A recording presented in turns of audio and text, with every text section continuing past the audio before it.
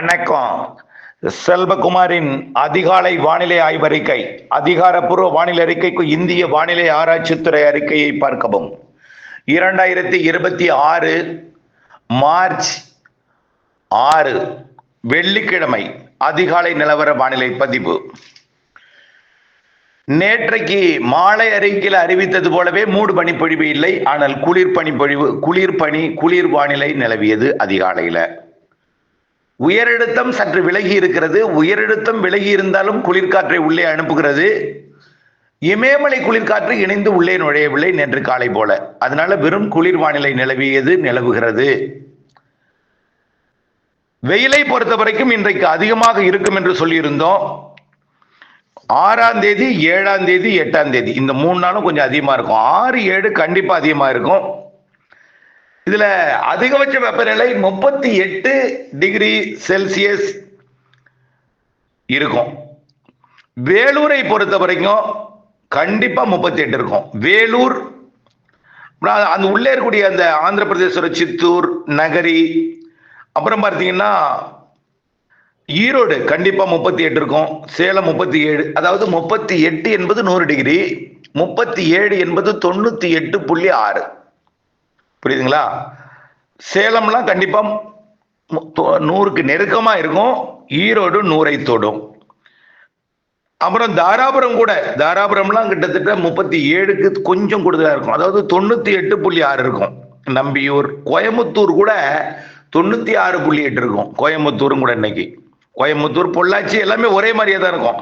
கோயம்புத்தூர், பொள்ளாச்சி, வால்பாறை மட்டும்தான் கம்மியா இருக்கும். ஏன்னா அது மலை, 10 டிகிரி டிஃபரெண்ட் இருக்கும். வால்பாறையில 28 இருக்கும், பொள்ளாச்சி 38 இருக்கும். 10 டிகிரி டிஃபரெண்ட் இருக்கும். கோயம்புத்தூரும் பொள்ளாச்சியும் கிட்டத்தட்ட கொஞ்சம் நெருக்கமா இருக்கும். ஆனா பொள்ளாச்சி 38 கண்டிப்பா இருக்கும். 100 டிகிரி இருக்கும் பொள்ளாச்சி. ஏன்னா வழித்தடம் அது. அதாவது வெப்பமடைந்த காற்று வெளியேறக்கூடிய அரபிக்கடல் நோக்கி பயணிக்கக்கூடிய வழித்தடம் அது பொள்ளாச்சி. ஆனால் பெரும்பாலும் வடமேற்கு நோக்கி நகர்றதுனால அது வேலூரையும் உயர்த்தும், ஈரோடையும் உயர்த்தும்.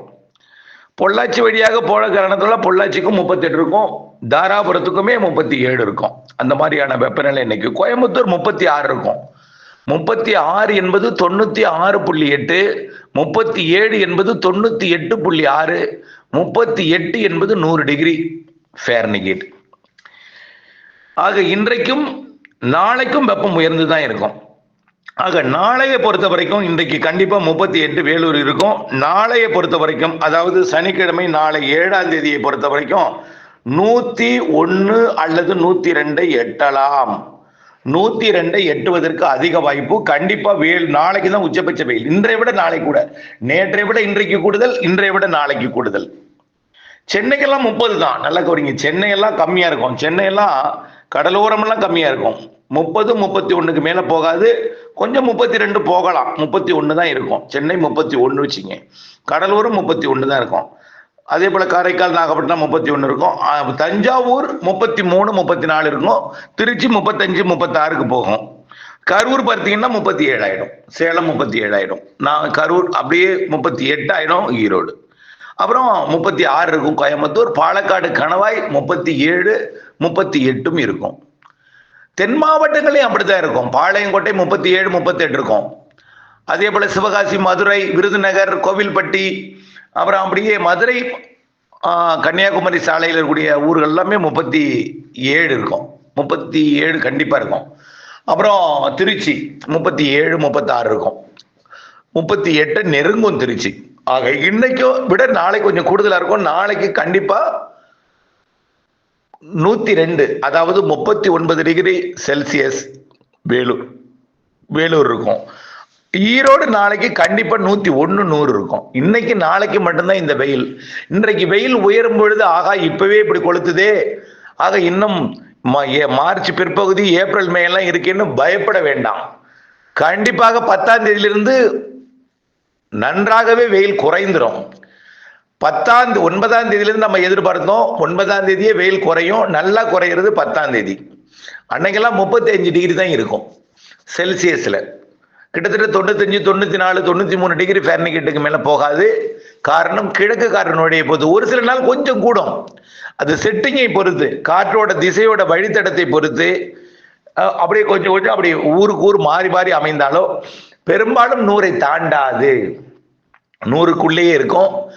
அதுவும் ஒரு சில இடங்கள்ல தான் அந்த 100 கிட்ட நெருக்கமா போறது, 100க்கு கீழே இருக்கிறது, அது ஒட்டி இருக்கிறது. பாக்கி எல்லாமே பாத்தீங்கன்னா 33, 34 டிகிரி, 35 செல்சியஸ்ல தான் இருக்கும், 35 டிகிரி செல்சியஸ்ல தான் இருக்கும் 10ஆம் தேதிக்கு மேல. அடுத்தடுத்த காற்று சுழற்சிகள் இந்த மாத இறுதி வரை வரப்போகுது.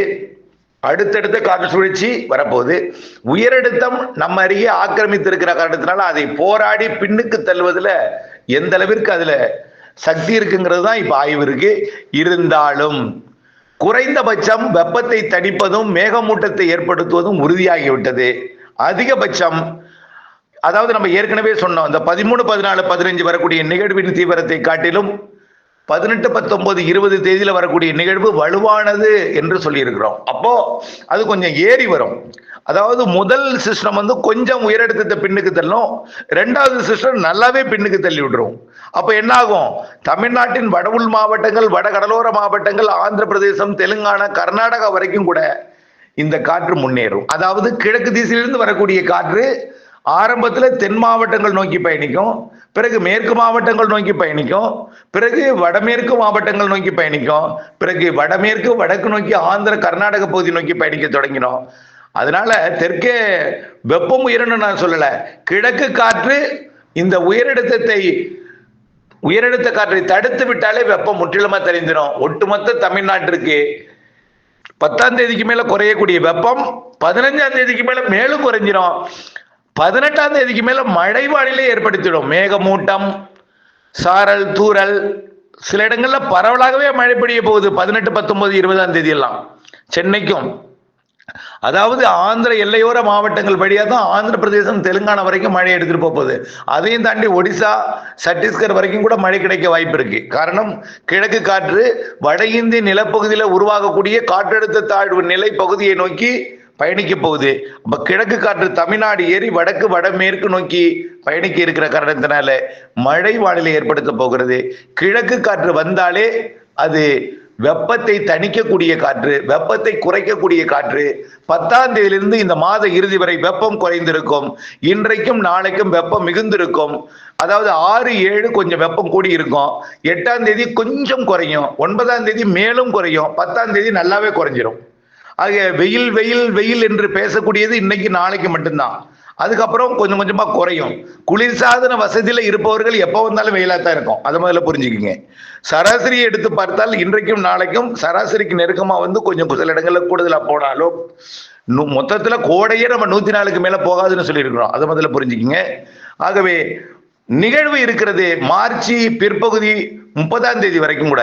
மார்ச் 21ஆம் தேதி நிலநடுக்கோட்டுக்கு சூரியன் குத்துக்கதிர் வந்து குமரி கடலை நோக்கி பயணித்து குமரி முனையை நோக்கி பயணிக்கக்கூடிய சூரியன் குத்துக்கதிர் வரக்கூடிய நாட்கள்ல காற்று சுழற்சி வரப்போகுது. அதனால சூரியனின் வெப்பம் தாக்கக்கூடிய நேரத்தில் கொஞ்சம் வெயில் குறைவாக இருக்கும், சராசரி வழக்கமாக இருப்பதை விட சற்று குறைவாக இருக்கும். அதே போலதான் ஏப்ரல் மேலையும் நிகழ்வு இருக்கிறது. சில நாள் வெயில் அதிகமாக இப்படி 6ஆம் தேதி 7ஆம் தேதி இன்னைக்கு நாளைக்கு இருக்கும் வெயிலை போல சில நாட்கள் உயர்ந்தாலும் பின்னாடியே காற்று சுழற்சிகள் வந்துடும், மழைக்கும் வாய்ப்பு இருக்கிறது. ஏப்ரல் மேல மழையும் வாய்ப்பு இருக்கு, வெயிலும் கொஞ்சம் கூடுதலா இருக்கும், மாறி மாறி மாறி மாறி அமையும். மழையை பொறுத்த வரைக்கும் நான் எந்த விவசாயத்துக்கையும் நான் உங்களுக்கு வந்து, அதாவது கடந்த ஆண்டு மழை பெய்தது கோடை மழை, டெல்டாவில் மட்டும்தான் பருத்தி சாகுபடி பாதிச்சிச்சு. ஆனால் கடலூர் மாவட்டத்தில் பருத்தி நன்றாக இருந்தது, தேவையான அளவு மழை பொழிந்தது. நல்லா புரிஞ்சுக்கணும், டெல்டாவில் அதிக மழை பொழிந்து பருத்தி தழை மண்டி விட்டது. ஆகவே சிஸ்டம் வந்து திடீர்னு புதுக்கோட்டை வழியா போனுச்சுன்னா அப்போ டெல்டாவிற்கு பருத்தி சாகுபடிக்கு நல்லாவே இருக்கும். ஆனால் நாம் இதெல்லாம் எதுக்கு நான் சொல்றேன்னு தெரிஞ்சிருக்கும் உங்களுக்கு. ஆகவே வானிலையை தொடர்பில் இருக்கக்கூடிய ஒரு நிகழ்வின் இரு காற்று இணைப்பு நிறைய சிஸ்டங்கள்லாம் இருக்கும் பொழுது, நிறைய மாற்றங்கள், நிறைய காற்றோட போக்கோட திசையெல்லாம் மாறும் பொழுது, நாட்கள் நெருங்கும் பொழுதுதான் உறுதிப்படுத்தலாம். ஆனால் ஒட்டுமொத்தமாக சராசரியாக ஒட்டுமொத்தமா ஒரு கண்ணோட்டமாக பார்க்கும் பொழுது கோடையில் மழை இருக்கு. ஒரு நிகழ்வு வந்தாலும் அது வலுத்த மழை பிடிப்பை கொடுக்கும். ஏப்ரலில் ஒரு வலுவான நிகழ்வு, மேயில் ஒரு வலுவான நிகழ்வு, மார்ச்சில் வர அடுத்தடுத்த நிகழ்வுகள் 10ஆம் தேதியிலிருந்து வந்து காற்று கிழக்கு காற்றை கொண்டு வந்து வெப்பத்தை குறைக்க இருக்கிறது, மேகமூட்டத்தை ஏற்படுத்த போகிறது. பிறகு படிப்படியாக ஆங்காங்கே ஒரு சில இடங்களில் மழை பிடிப்பையும் கொடுக்கும். அதே போல மார்ச் 18க்கு மேல கொஞ்சம் மழை பொழிவோட அளவு கூடுதலாக இருக்கிறது. ஆனால் பரவலாக எல்லோருக்கும் பெய்யக்கூடிய மழை அல்ல, ஒதுக்கி ஒதுக்கி ஆங்காங்கே பெய்யக்கூடிய மழை. ஒதுக்கி இருப்பவர்களுக்கு வானிலை தவறாக தெரியும், ஒதுங்கி ஒதுங்கி இருப்பவர்களுக்கு தவறாக தெரியும், பெய்தவர்களுக்கு சரியாக தெரியும், சரியாக துல்லியமாக சில இடங்கள்ல அமையும். ஆகவே வானிலையை பொறுத்த வரைக்கும் இயற்கையின் போக்கு, காற்றோட போக்குவரத்து கணிப்பதே, இந்த நிகழ்வு வருவது என்று நீண்டகால அறிக்கையில் சொல்வதே பெரிய சவால். இவையெல்லாம் நீங்கள் அறிவியலோட வானிலையோட இணைந்து தங்களுடைய அறிவை நீங்கள் ஏற்றிக்கொண்டால் உண்மை புரிய வரும் என்பதை நீங்கள் புரிந்து கொள்ள வேண்டும். ஆகவே தொடர்ந்து இணைந்தே இருங்கள். 10ஆம் தேதிக்கு பிறகு வெயில் குறையும், மேகமூட்டம் வரும். இன்றைக்கும் நாளைக்கு வெயில் அதிகமாக இருக்கும்.